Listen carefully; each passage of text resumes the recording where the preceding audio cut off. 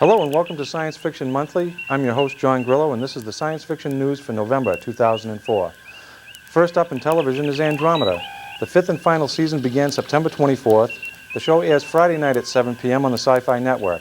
This season has a whole new dynamic, picking up where last season's cliffhanger ended. The dreaded Magog were winning the war against Captain Hunt and his brave crew. Stay tuned for more information on Andromeda. Battlestar Galactica. The Sci-Fi Channel has begun filming a new 13-episode series based on last January's 4-hour revival miniseries. The new cast and crew and production values are excellent. If you missed this miniseries, I'm sure it will probably be rerun before the new series begins. I highly recommend it.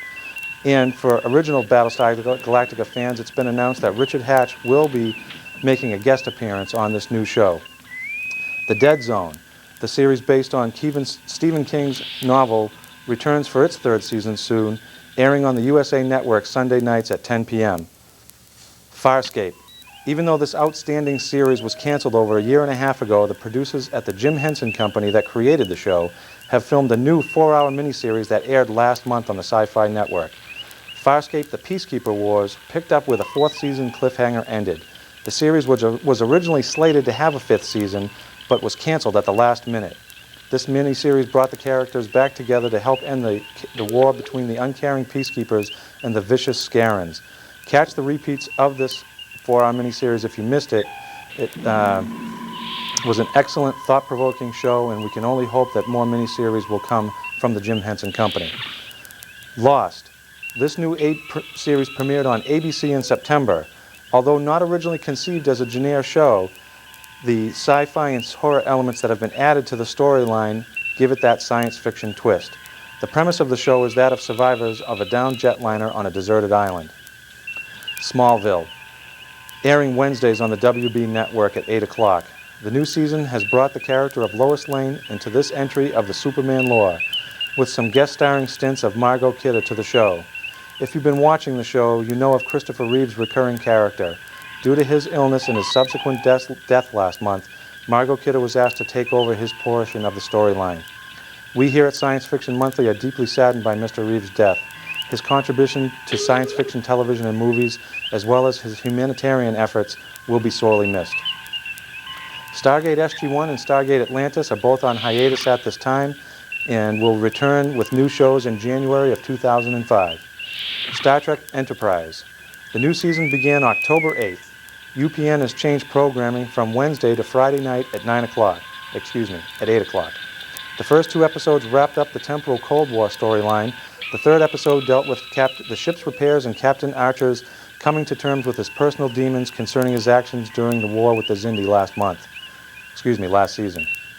This month brings a 3-episode storyline featuring Brent Spiner.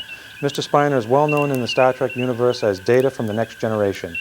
Brent guest stars as an ancestor to Data's creator, Dr. Noonien Soon. Trek head honcho Rick Berman also disclosed that negotiations are underway with William Shatner to possibly make a guest appearance this season on an upcoming episode. Science fiction movies due in November are: November 5th is The Incredibles, November 10th, The Polar Express, November 12th, Finding Neverland, and November 19th, the SpongeBob SquarePants movie. I know SpongeBob SquarePants is not science fiction, but I promised my daughter Samantha that I would mention that in the broadcast. Movie sequel news. Star Wars Episode 3 is currently subtitled Revenge of the Sith. More next month on the next Star Wars movie. The Legend of Zorro is currently filming, and X-Men 3 is currently in pre-production. It is unknown if original director Bryan Singer will be able to direct the third installment. More on this next month also. Movie remakes. Tim Burton is currently moving forward with his version of Charlie and the Chocolate Factory. You may remember the original Willy Wonka and the Chocolate Factory starring Gene Wilder. This time it will star Johnny Depp. Steven Spielberg and Tom Cruise want to reimagine the movie The War of the Worlds. The Wayans brothers are involved in a big screen version of the old TV series The Munsters. And producer Jerry Weintraub, who made the 3 original Oh God films starring George Burns, is now looking to continue on with Ellen DeGeneres in the title role. Finally, the Jim Henson Company has also announced its next movie. It will be titled The Muppets Wizard of Oz. It will be similar to past Muppet movies, combining live actors with the Muppets all together. Science fiction deaths. I previously spoke of the death of Christopher Reeve. Two other prominent actors from the science fiction genre have also been recently lost. Ironically, they're both from the same television series, Babylon 5. This past summer, Mr. Richard Biggs, who played Dr. Stephen Franklin, passed away from an undetected heart ailment. And just last month, Tim Choate, who played Zathras, died in an unfortunate motorcycle accident. Babylon 5 is no longer in production, but they do, from time to time, make television movies, and if they do continue to make them, these characters will be sorely missed. On this particular show, I have no intention of doing new movie reviews. Critics never seem to agree on what is good and what is bad. My philosophy on new movies is that if you think you want to see it by its advertisement, either on television or because you went to a movie and saw a preview of it, then go see it. If it's something that you think that you might like, it's good. And if you go to the movie and you see it and you like it, excellent. And if you don't, then you've only wasted $9. Don't take other people's word for it. If you see something that you want to see, you go see it. But on the same note, I also intend to feature, in my opinion, old movies, old science fiction movies each month. They're movies that you may not know exist because they were made so long ago, but they had great storylines. And if my recommendation makes you want to go see the movie, then rent it and email me and let me know what you thought of it. This month's particular movie I'm going to feature is The Adventures of Buckaroo Banzai Across the Eighth Dimension. Now, I know it already sounds corny to you, but I'm telling you right now that this movie was made in 1984, 20 years ago, with actors that were pretty much unknown at the time. But the stars of this movie were Peter Weller, John Lithgow, Ellen Barkin, Christopher Lloyd, and Jeff Goldblum, all of who have been in other science fiction movies, but a lot of other different things too, and you may recognize some of those names. I want to read the back of the box to give you the basic premise, and it says here that a brilliant brain surgeon, Buckaroo Banzai, played by Peter Weller, just made scientific history, shifting his oscillation overthruster into warp speed for the first time ever to travel through the eighth dimension and come back alive. But when his sworn enemy, the demented Dr. Lizardo, played by John Lithgow, devises a plot to steal the overthruster and bring an evil army of aliens back to Earth to destroy it, Buckaroo and his friends go to great lengths to stop the madman in an extra-dimensional battle that could result in the total annihilation of the universe. Now, even that sounds corny, but I'm telling you right now that Buckaroo Banzai is great family fun. It's entertaining, it's science fiction, and it's humor all rolled into one. You can't miss if you rent this movie. Coming up next is our special in-studio guest, Captain James T. Kirk. Boston Super Mega Fest, Sheraton Framingham Hotel, 1657 Worcester Road, Framingham, Saturday, November 20th and Sunday, November 21st. For more information, www.supermegafest.com. Boston Comic Book Toy and CD DVD Spectacular, Sunday, December 5th, Boston Radisson Hotel, 200 Stewart Street, Boston. For more information, www.primatepromotions.com.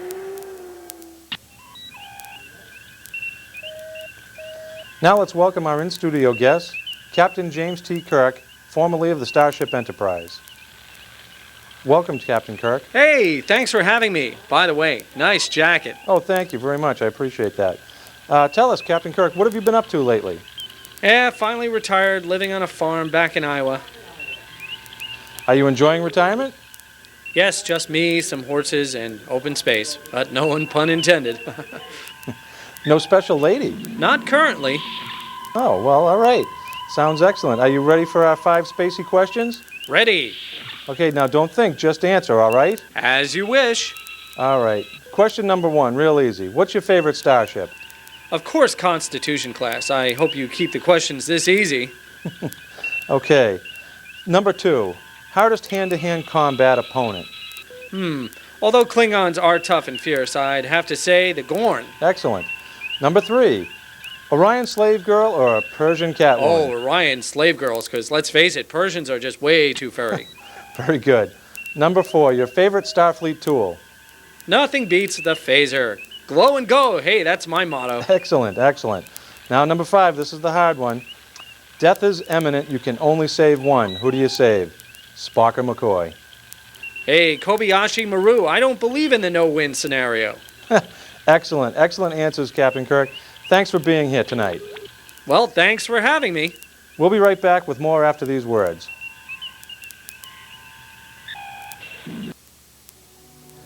Hello, I'm Officer John Grillo of the East Bridgewater Police Department, and this is Law Enforcement Corner. This month's topic is the new bike helmet law. In July of 2004, the state of Massachusetts enacted a new law requiring all children under the age of 16 to wear bicycle helmets when bicycling and skateboarding. The old law mandated only children under 12.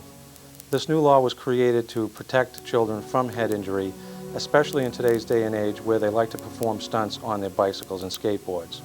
This couldn't be a more topical subject since a short 2 months ago we opened the Schuyler J. Spagone Memorial Skate Park. In the skate park, it has various ramps and different things for the kids to perform these stunts on. Now, the new law requires that children under the age of 16 be wearing these helmets, but the people that created the skate park have mandated through signage on the skate park and through enforcement from the police department that all riders in the skate park wear helmets. It's very important, and we think this is a very serious topic, and this new helmet law will not only be enforced throughout the town for children under the age of 16, but for all children using the skate park. This has been John Robert Grillo for the East Bridgewater Police Department and Law Enforcement Corner. Thank you. Hi, welcome back to Science Fiction Monthly. I'm John Grillo, your host. And the second portion of the program is affectionately entitled Scale Model Building 101. What I mean by that is I've been model building for several years and I find it an excellent hobby, something to pass the time and use creativity. And I've actually been teaching this in the after-school programs at the middle school for the past 3 years, but I've thought about bringing it to television for a long time because I don't want the kids to have to wait to try to get into that class. I want the kids that are interested in model building to be able to have helpful hints and techniques at home so that they can model build without having to go to that class. This month's segment is not actually going to contain any particular model building. I'm going to explain to you at home the first class that I usually have with the kids at the middle school, and that is the description of model building, scale model building that is, the difference of models and toys, and some of the safety techniques that I use when building scale models. Looking here at the model building desk that we have here in our studio, you'll see several displays that I have set up for tonight's broadcast. You'll see different mediums that are being used, such as Legos. You'll see plaster of Paris that I use in modeling. Typical scale models of today's date are plastic, like these two, this one up here, and the Batmobile. And the Batman model figure behind the Batmobile is actually made of a soft, malleable vinyl substance. And this small model here on the table is actually made of resin, a type of glue. And I'd like to start off tonight giving you the easy definition of scale model building. This particular airplane of an A-10 Warthog is actually die-cast metal.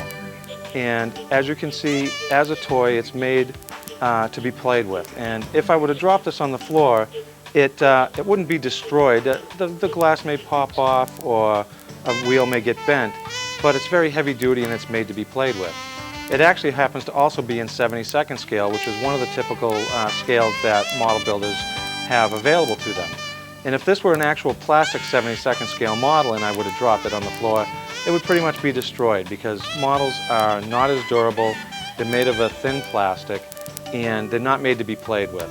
And I try to impress that upon the kids that scale model building is fun, but unfortunately kids like to or tend to play with their models and they may actually break it to the point where they can't repair it. Small breaks can be repaired, but when you break a wing or the body in half, if you try to glue that back together, it just doesn't look good anymore. Scale model building. Like I said, this is a 72nd scale airplane, which means that it would take 72 of these nose to nose to make the actual length of the real aircraft. It would take 72 of them wingtip to wingtip to give you the actual aircraft's actual length, and it would take 72 of them stacked on top of each other to give you the actual height of the real airplane. That's what I mean by scale model building. There are such things as semi-scale models, and actually I suppose this go-kart right here made from Legos could be considered a semi-scale model. It looks pretty much like the real go-kart would look like had it been real, but it's squared off on the edges because of the limitations of Legos. So that's a semi-scale model.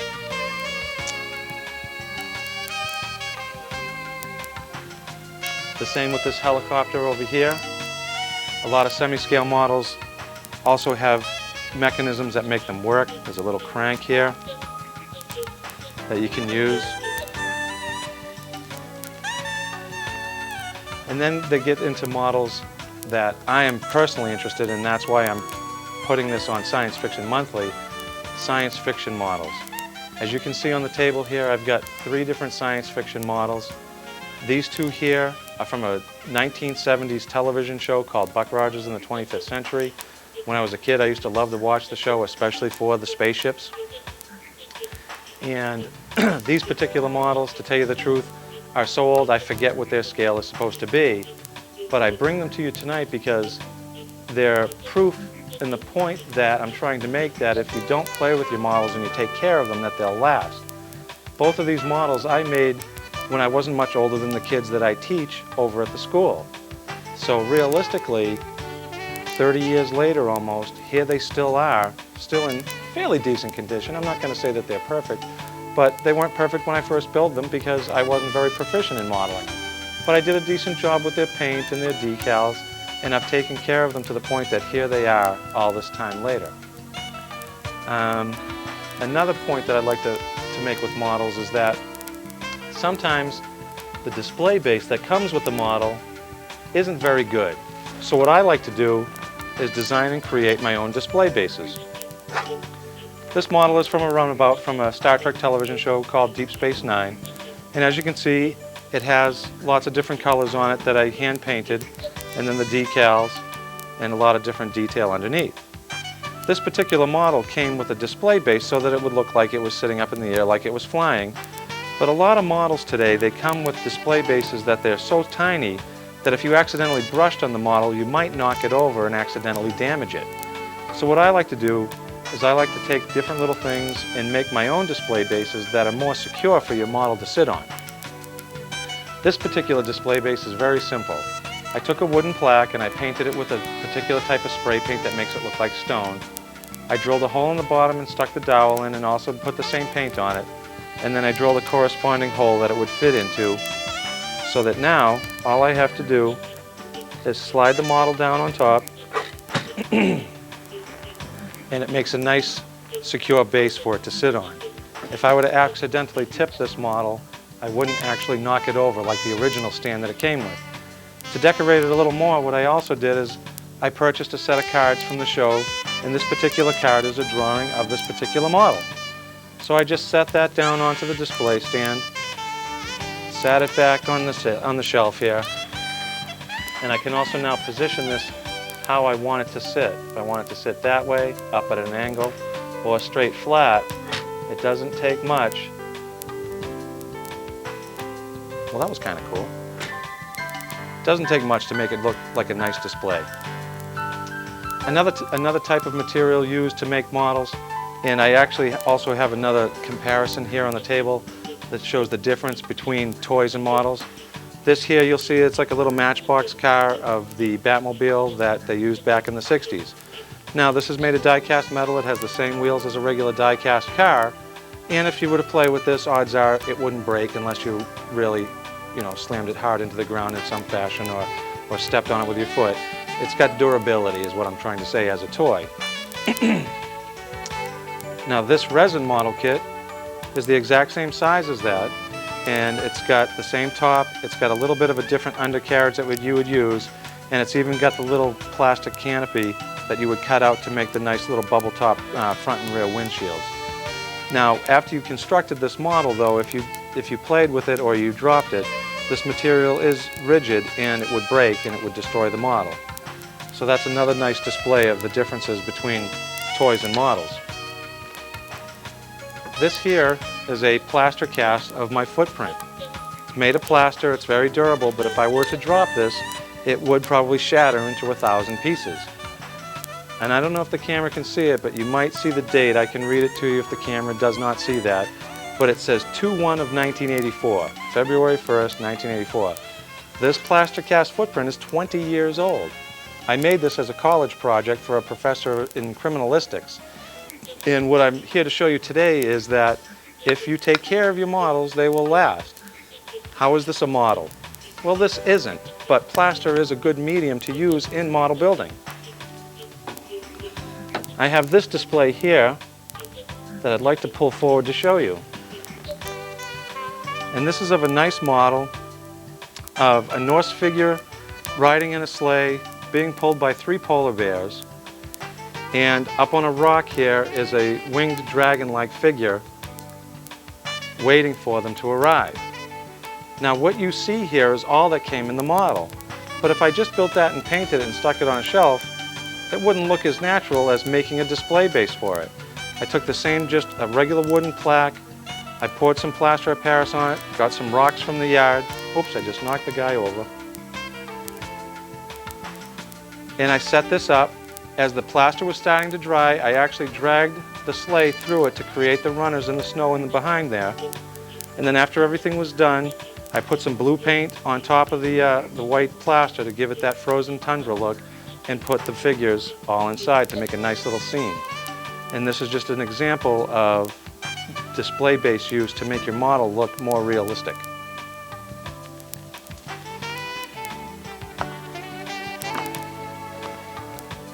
Now, the pride and joy of the collection that I have here before you today is the 2 Batman displays that you see. The Batman vinyl model figure was actually a very simple model to build. It went together in only about 8 or 10 pieces and even came with a material cape that you can see there. The fantastic thing about model building today, though, is if you look closely at the model figure of Batman in the face, you will see that that is actually Michael Keaton's face that the model company was able to reproduce. They do a wonderful job nowadays in model building as far as reproducing detail and accuracy. And it's amazing to me how they were able to take Michael Keaton's face and put it on a model figure. Now this particular Batmobile is the regular kit that is produced by a company licensed to produce the kit, but there's a lot of workmanship that went into producing that model. That model is actually 10 years old itself. I built that model back in the late 90s. That particular movie with Michael Keaton came out in 1989, and I think it was approximately 1990, 1991, somewhere in there, that the model was produced. Now, something unfortunately that a lot of model companies do nowadays, and they think that they're doing us a favor as model builders, is that they'll take all the metal parts. And I want to point out on this model, you see the nose, the tires, the armature on the side, which I don't even know what that is, the air intakes, and then the exhaust in the back. You'll see all these metal parts. They come in a heavy, thick chrome coloration. And I suppose it's designed to make it easier for younger children to build models that have decent looking metal parts. But that chrome covering is so thick that sometimes it takes a lot of the detail away, and obviously just that chrome coloration is not accurate. What I did is, as a quick tip and technique right here and now, to get the chrome off of those plastic parts, all you have to do is use Easy Off Oven Cleaner. Throw down a newspaper, throw down those parts that are covered in that thick metal covering, spray it with Easy Off Oven Cleaner, let it sit for about 15 to 20 minutes, and take an old toothbrush and you'll be able to polish that stuff right off. It takes that chrome away and it brings the detail part back down to a point where you can actually now see the detail. So I did that. I got a book to use to show me the exact colorations, and I used metallizer paint, as you can see in this model, to redetail it in the proper coloration. One other fantastic thing about this particular model kit, which not all model kits have them, is that the interior of the cockpit has some sophisticated raised surface panels to give you a palette, if you will, to make these details come to life. And what I would like to do is, if the camera can reach into that cockpit and see that dashboard, you'll see that through a technique called dry brushing, which we'll get into in later episodes, actually was able to take those raised surfaces and make them shine so that you can see them as closely as I can.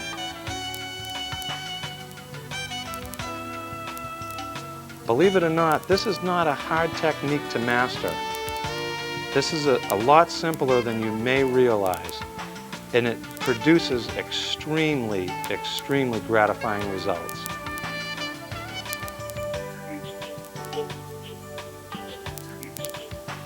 Now, I'm going to put this down,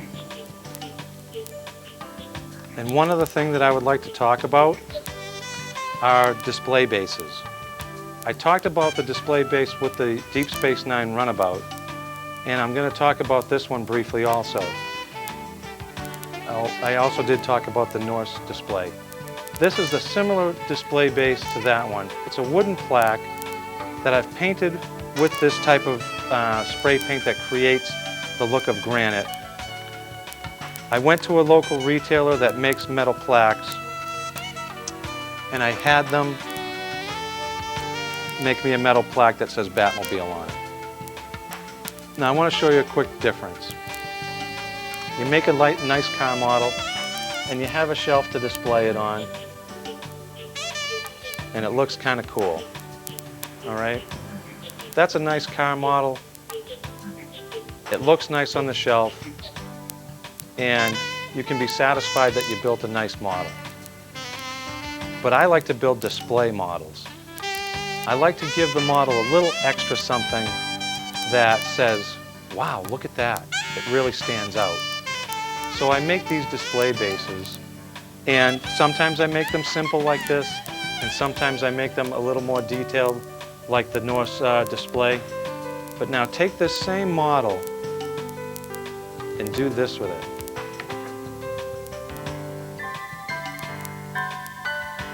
Now the camera angle might not exactly see the name tag plate that's on there, but I'm hoping that it shows what I'm trying to say, and that is, wow, look at that model. That's not just a car sitting on a shelf. That's got a whole look to it, a whole completely different type of look. I want to finish up by giving you some quick techniques also. I know you're looking at this right about now and you're going, why does John Grillo have a cake pan?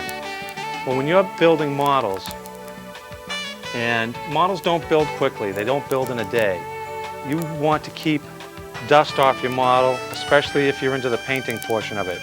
Get yourself something like this, protect your models while they're under construction, and then later on, as another idea, you might want to think about actually I have some models at home that I'll show you later on in new segments, but I actually keep them under displays like this so it keeps the dust off and keeps them nice, similar to the Batmobile. We're going to end this segment now, and I hope to see you next month when we'll actually talk about other tools of the trade that I'll get into with model building, and we'll actually build our first model. So until next month, I'm John Grillo.